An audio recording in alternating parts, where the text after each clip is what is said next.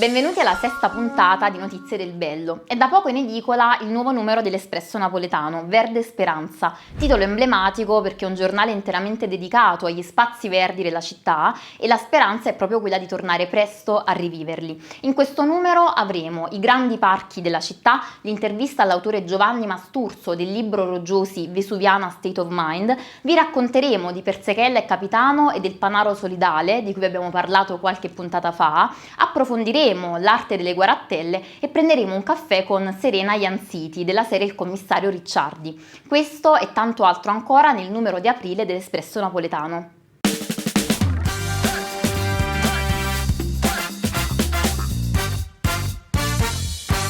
Come spesso accade, dedichiamo uno spazio ai libri. È in uscita il libro La guardiana delle tartarughe, un avvincente romanzo della giornalista Elisabetta Masso, che è qui per parlarcene.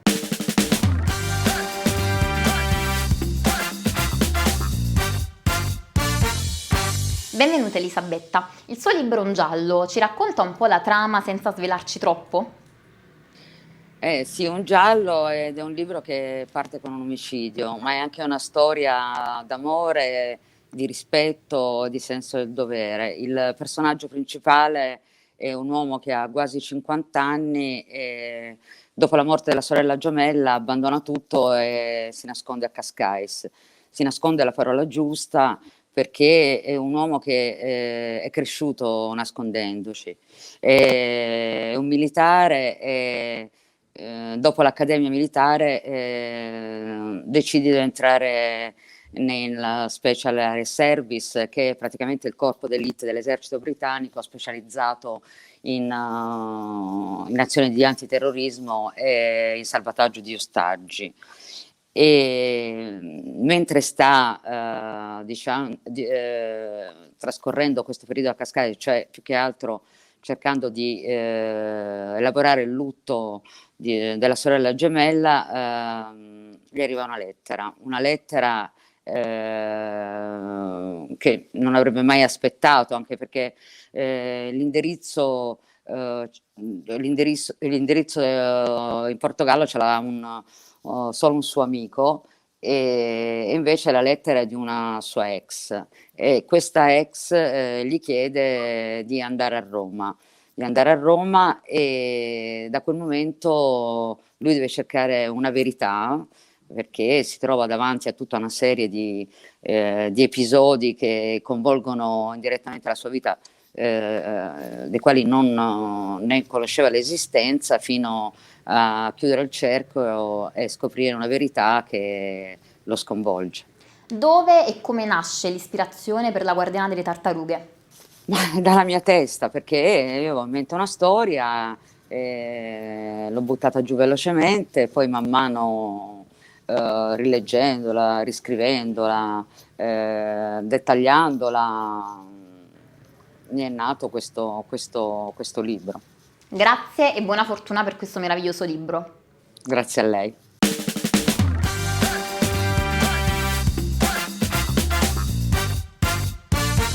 Parliamo per la prima volta di sport e in particolare del calcio femminile. Abbiamo il piacere di intervistare una calciatrice del Napoli Calcio Femminile, da poco arrivata in città da Firenze, Martina Fusini.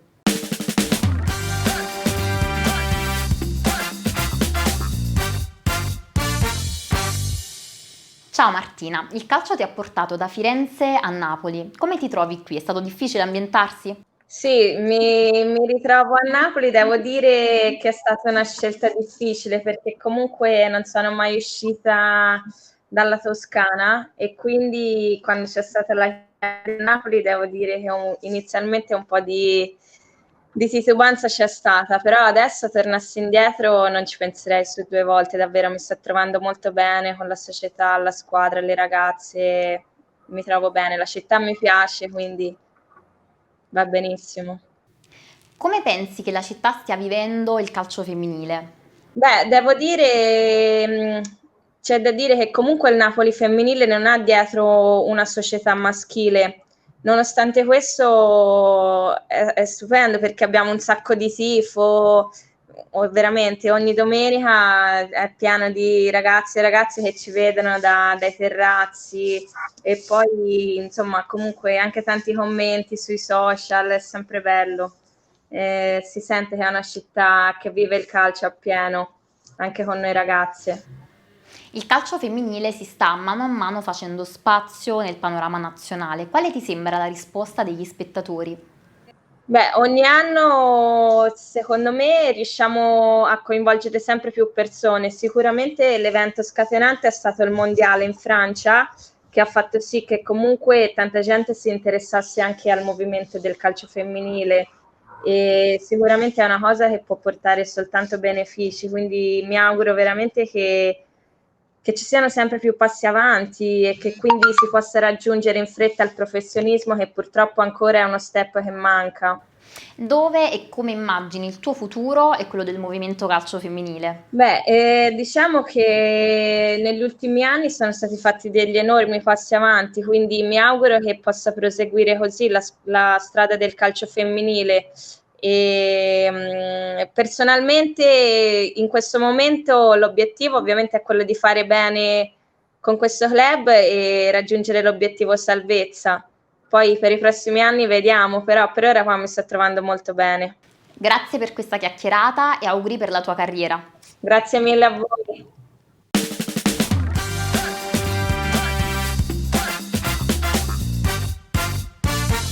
È iniziata il 24 marzo su Canale 21 la nuova stagione di Vulcanici, il programma di approfondimento artistico e musicale che quest'anno cambia format. Tra gli ospiti di questa stagione troviamo Nino Buonocore, Gigi Finizio, Franco Ricciardi e Peppe Iodice, ma a raccontarci tutte le novità l'ideatore e produttore del programma, Daniele Ippolito.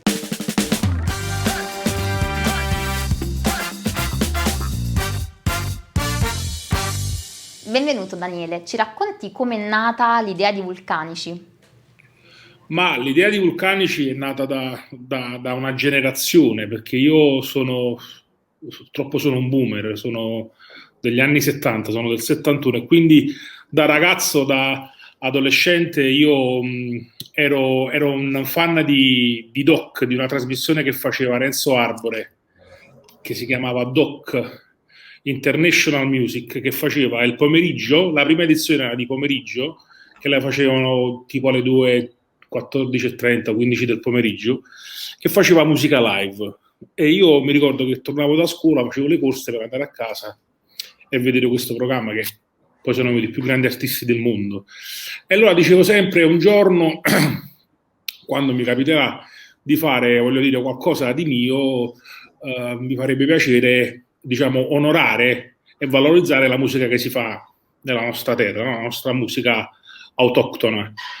Allora mi venne in mente poi di fare questo programma, in questo marasma di trasmissioni sportive che si fanno nella nostra Campania, di fare un programma che sia interamente dedicato alla musica. Quali sono le novità della nuova stagione?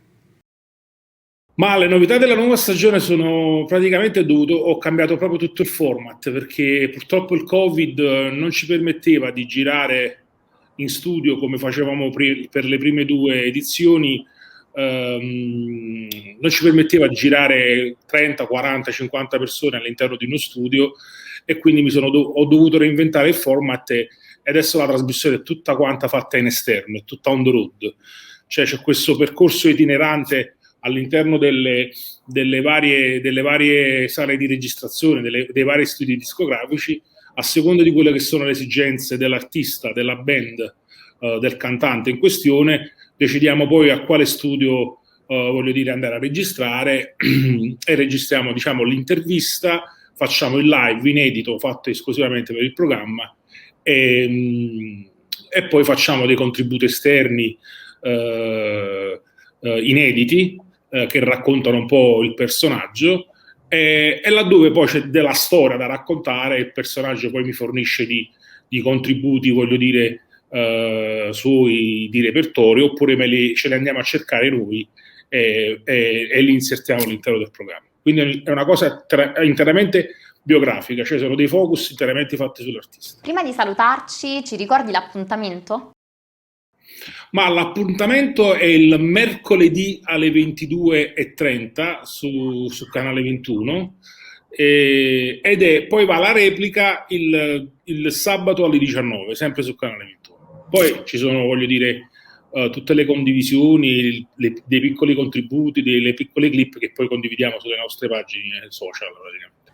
Buon lavoro e grazie per questa piacevole chiacchierata. Grazie a voi, grazie di tutto.